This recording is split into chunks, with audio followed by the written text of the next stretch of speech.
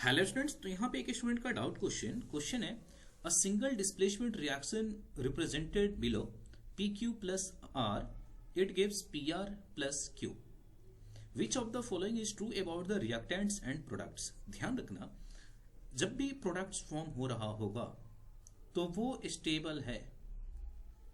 P R के compare में P Q की जो स्टेबिलिटी है वो कम है, लेकिन पी आर की स्टेबिलिटी ज्यादा होगी, तभी ये प्रोडक्ट फॉर्म हुआ।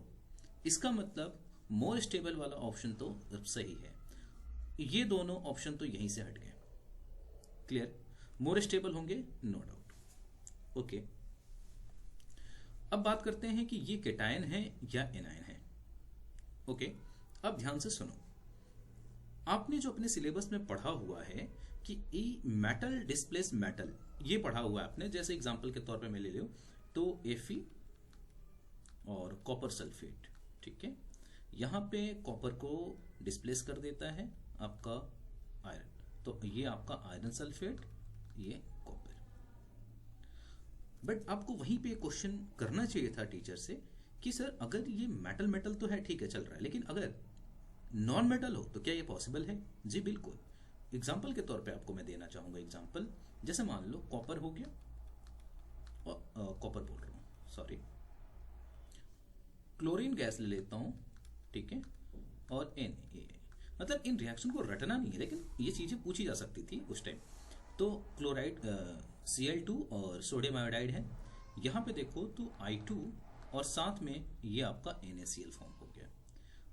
ये देखो Cl, तो ये बेसिकली क्या बना रहा है? एनायन बना रहा है, ठीक है। ओके, तो यहां से ये एग्जाम्पल बिल्कुल इस पे फिट आ रहा है, तो आप खुद तय कर लो कि यहां पे R क्या है। तो R एक एनायन है। क्लियर? यानी ये जो डिस्प्लेसमेंट रिएक्शन है, नॉन मेटल को भी डिस्प्लेस करते हैं इस केस में। और ऑर्डर के लिए आप लिख सकते हो F2, उसके बाद Cl2, Br2, I2। क्लियर? तो ये ऑर्डर है।